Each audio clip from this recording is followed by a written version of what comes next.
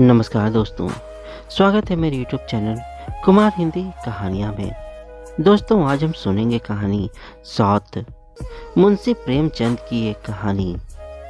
जब रजिया के 2-3 बच्चे होकर मर गए और उम्र ढल चली तो रामू का प्रेम उससे कुछ कम होने लगा और दूसरे ब्याह की धुन सवार हुई। आए दिन रजिया से बकझक होने लगी। रामू एक न एक बहाना खोजकर रजिया पर बिगड़ता और उसे मारता और अंत को वह नई स्त्री ले ही आया। उसका नाम था दासी। चंपई रंग था, बड़ी बड़ी आंखें, जवानी की उम्र, पीली कुसांगी। रजिया भला इस नव यौवना के सामने क्या जचती।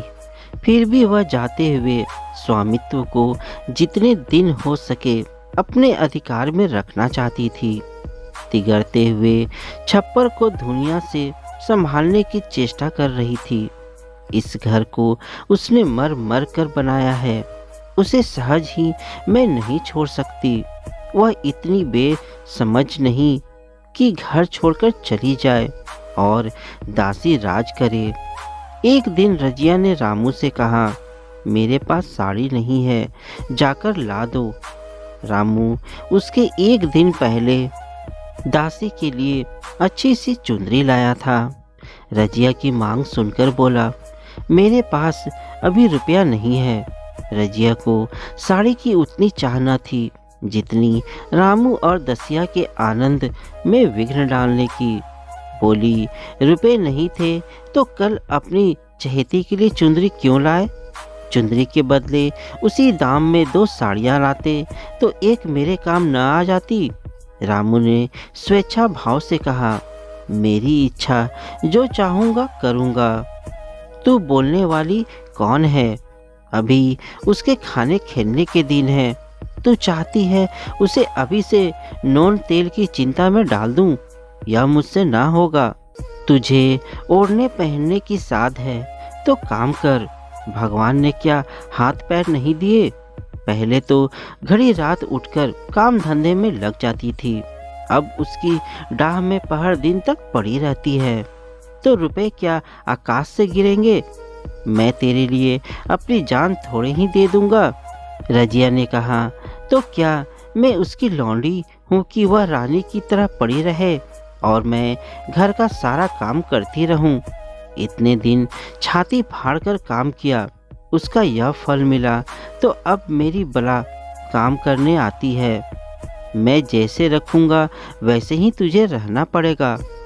मेरी इच्छा होगी रहूंगी, नहीं अलग हो जाऊंगी। तो तेरी इच्छा होकर मेरा गला छोड़। अच्छी बात है, आज से तेरा गला छोड़ती हूँ। समझ लूंगी विधवा हो गई। रामू दिल में इतना तो समझता था कि यह गृहस्थी रजिया की जोड़ी हुई है। चाहे उसके रूप में उसके लोचन विलास के लिए आकर्षण ना हो। संभव था कुछ देर के बाद वह जाकर रजिया को मना लेता, पर दासी भी कूटनीति में कुशल थी। उसने गर्म लोहे पर चोटें जमाना शुरू की। बोली, आज देवी जी किस बात पर बिगड़ रही थी? रामू ने उदास मन से कहा, तेरी चुंदरी के पीछे रजिया महाभारत मचाए हुए है। अब कहती है अलग रहूंगी। मैंने कह दिया, तेरी जरे इच्छा होकर। दसिया ने आंखें मटकाकर कहा, यह सब नखरे हैं कि आकर हाथ पांव जोड़े, मनवान करे और कुछ नहीं। तुम चुपचाप बैठे रहो। 2-4 दिन में आप ही गर्मी उतर जाएगी। तुम कुछ बोलना नहीं, उसका मिजाज और आसमान पर चढ़ जाएगा। रामू ने गंभीर भाव से कहा, दासी, तुम जानती हो वह कितनी घमंडनी है। वह मुंह से जो बात कहती है उसे कर कर छोड़ती है। रजिया को भी रामू से ऐसी कृतघ्नता की आशा न थी। वह जब पहले किसी सुंदर नहीं, इसलिए रामू को अब उससे प्रेम नहीं है। पुरुष चरित्र में यह कोई असाधारण बात न थी, लेकिन रामू उससे अलग रहेगा, इसका उसे विश्वास न आता था। यह घर उसी ने पैसा पैसा जोड़कर बनवाया। गृहस्थी भी उसी की जोड़ी हुई है। अनाज का लेन देन उसी ने शुरू किया। इस घर में आकर उसने कौन कौन से कष्ट नहीं झेले, इसलिए तो कि पौरुख थक जाने पर एक टुकड़ा चैन से खाएगी और पड़ी रहेगी। और आज वह इतनी निर्दयता से दूध की मक्खी की तरह निकालकर फेंक दी गई। रामू ने इतना भी नहीं कहा, तू अलग नहीं रहने पाएगी, मैं या खुद मर जाऊंगा या तुझे मार डालूंगा, पर तुझे अलग ना होने दूंगा। तुझसे मेरा ब्याह हुआ है, हंसी ठट्ठा नहीं है। तो जब रामू को उसकी परवाह नहीं है तो वह रामू को क्यों परवाह करे? क्या सभी स्त्रियों के पुरुष बैठे होते हैं? सभी के माँ बाप बेटे पोते होते हैं। आज उसके लड़के जीते होते तो मजाल थी कि यह नई स्त्री लाते और मेरी यह दुर्गति करते। इस निर्दयी को मेरे ऊपर इतनी भी दया ना आई। नारी हृदय की सारी परवशता इस अत्याचार से विद्रोह करने लगी। वही आग जो मोटी लकड़ी को स्पर्श भी नहीं कर सकती, फूस को जलाकर भस्म कर देती है। दूसरे दिन रजिया एक दूसरे गांव में चली गई। उसने अपने साथ कुछ न लिया। जो साड़ी उसकी देह पर थी वही उसकी सारी संपत्ति थी। विधाता ने उसके बालकों को पहले ही छीन लिया था, आज घर भी छीन लिया। रामू उस समय दासी के साथ बैठा हुआ आमोद विनोद कर रहा था। रजिया को जाते देखकर शायद वह समझ न सका कि वह चली जा रही है। रजिया ने यही समझा। इस तरह औरों की भांति वह जाना भी न चाहती थी। वह दासी को, उसके पति को और सारे गांव को दिखा देना चाहती थी कि वह इस घर से ढेले की भी चीज नहीं ले जा रही है। गांव वालों की दृष्टि में रामू का अपमान करना ही उसका लक्ष्य था। उसके चुपचाप चले जाने से तो कुछ भी न होगा। रामू उल्टा सबसे कहेगा, रजिया घर की सारी संपदा उठा ले गई। उसने रामू को पुकार कर कहा, संभालो अपना घर, मैं जाती हूँ। तुम्हारे घर की कोई भी चीज अपने साथ नहीं ले जाती। रामू एक क्षण के लिए कर्तव्य भ्रष्ट हो गया। क्या कहे उसकी समझ में नहीं आया। उसे आशा न थी कि वह यूं जाएगी। उसने सोचा था जब वह घर ढोकर ले जाने लगेगी तब वह गांव वालों को दिखाकर उनकी सहानुभूति प्राप्त करेगा। अब क्या करे? दसिया बोली, जाकर गांव में ढिंढोरा पीट आओ, यहाँ किसी का डर नहीं है। तू अपने घर से ले ही क्या आई थी, जो कुछ लेकर जाओगी। रजिया ने उसके मुंह न लगकर रामू से ही कहा, सुनते हो अपनी चहेती की बातें, फिर भी मुंह नहीं खुलता। मैं तो जाती हूँ, लेकिन दस्सो रानी, तुम भी बहुत दिन राज न करोगी। ईश्वर के दरबार में अन्याय नहीं फलता। वह बड़े बड़े घमंडियों को घमंड चूर कर देते हैं। दसिया ठट्ठा मारकर हंसी, पर रामू ने सिर झुका लिया। रजिया चली गई। रजिया जिस नए गांव में आई थी वह रामू के गांव से मिला ही हुआ था, अतएव यहाँ के लोग उससे परिचित हैं।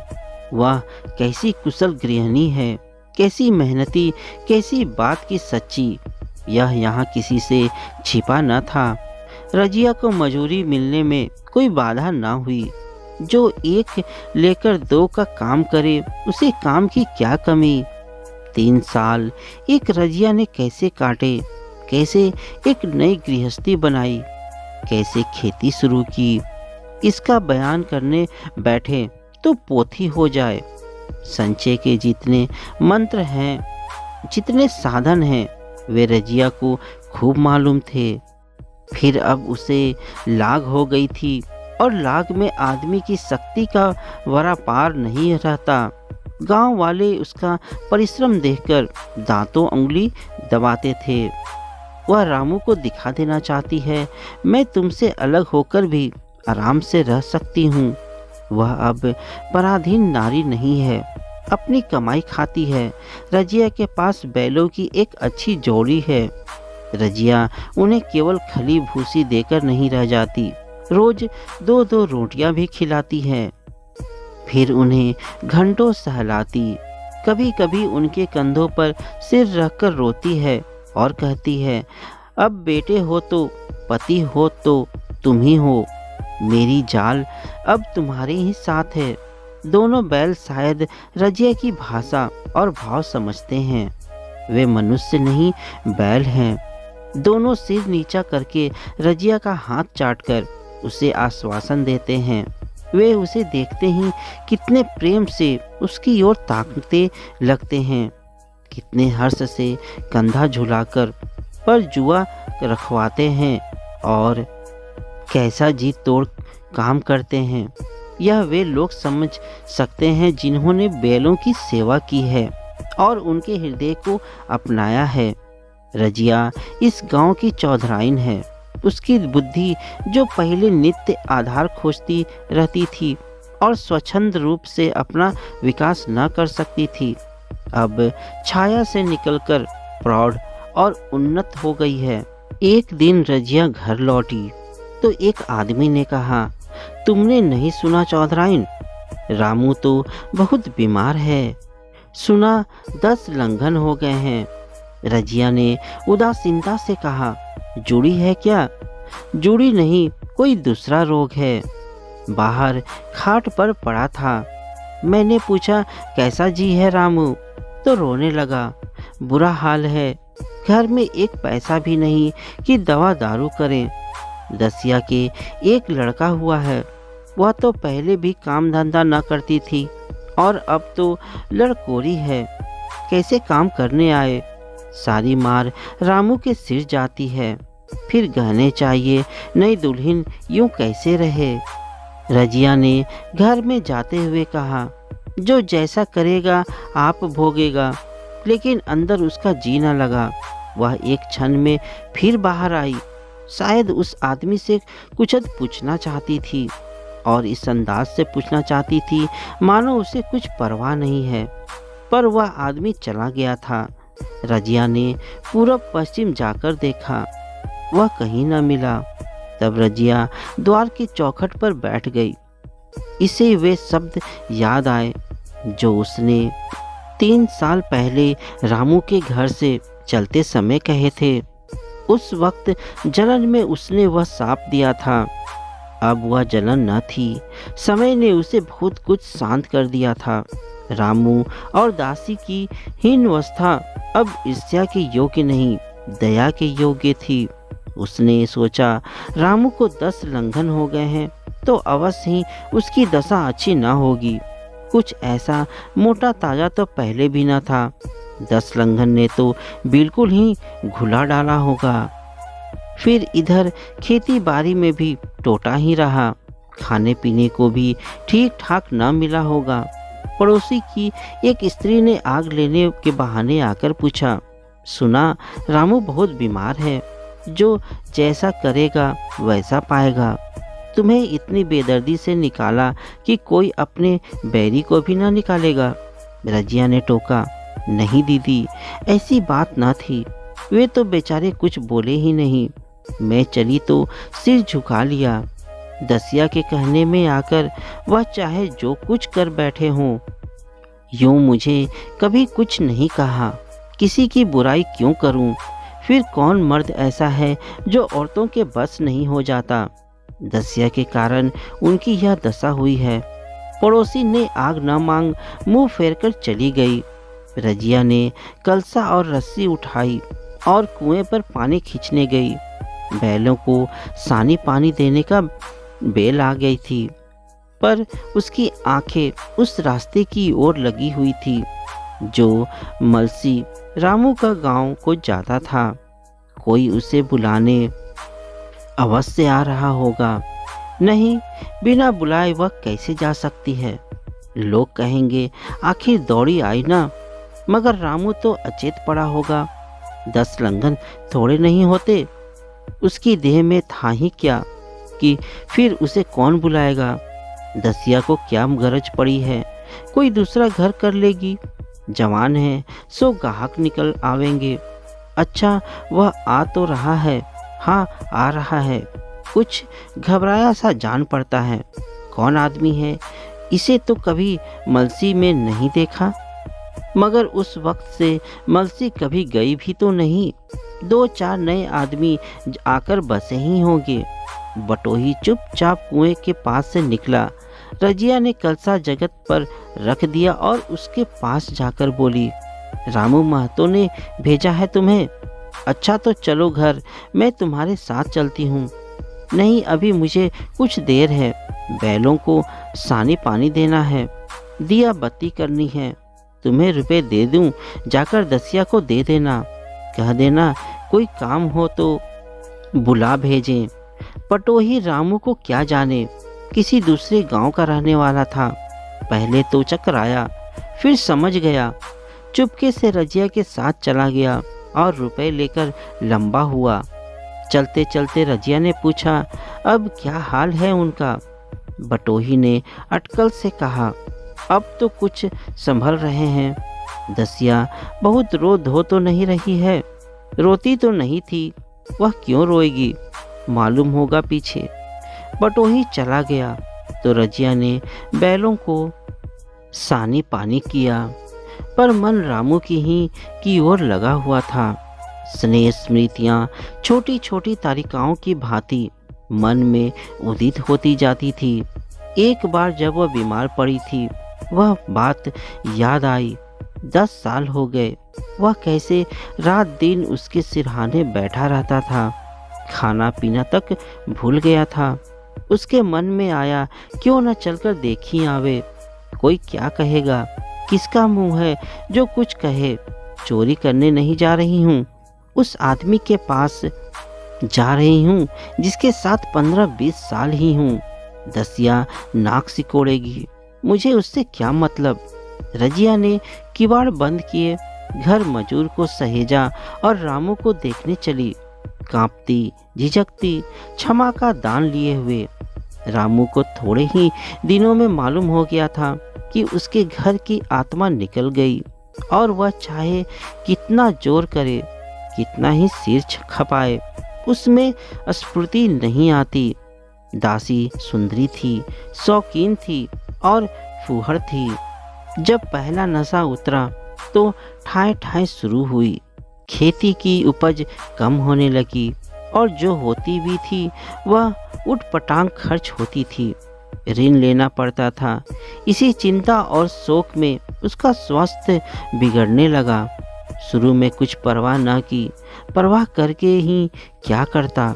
घर में पैसे न थे। अताइयों की चिकित्सा ने बीमारी की जड़ और मजबूत कर दी और आज 10-12 दिन से उसका दाना पानी छूट गया था। मौत के इंतजार में खाट पर कराह रहा था और अब वह दशा हो गई थी। जब हम भविष्य से निश्चिंत होकर अतीत में विश्राम करते हैं, जैसे कोई गाड़िद आगे का रास्ता बंद पाकर पीछे लौटे। रजिया को याद करके वह बार बार रोता और दासी को कोसता, तेरे ही कारण मैंने उसे घर से निकाला। वह क्या गई, लक्ष्मी चली गई।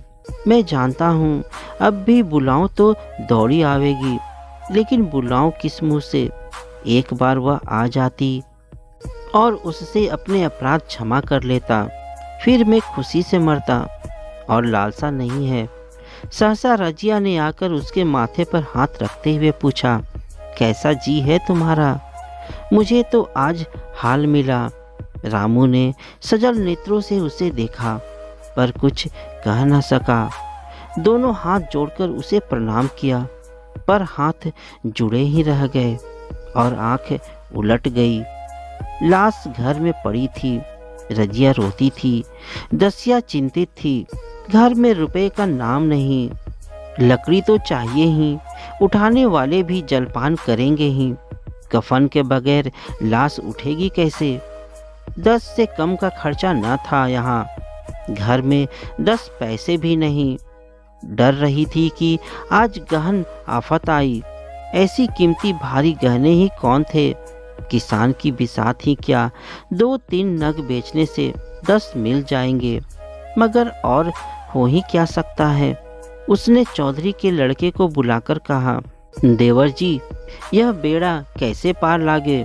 गांव में कोई ढेले का भी विश्वास करने वाला नहीं। मेरे गहने हैं, चौधरी से कहो इन्हें गिरो रखकर आज का काम चलाएं, फिर भगवान मालिक है। रजिया से क्यों नहीं मांग लेती। सहसा रजिया आंखें पोंछती हुई आ निकली, कान में भनक पड़ी। पूछा, क्या है जोखू, क्या सलाह कर रहे हो। अब मिट्टी उठाओगे कि सलाही बेला है। हाँ, उसी का सरजाम कर रहा हूँ। रुपए पैसे तो यहाँ होंगे नहीं, बीमारी में खर्च हो गए होंगे।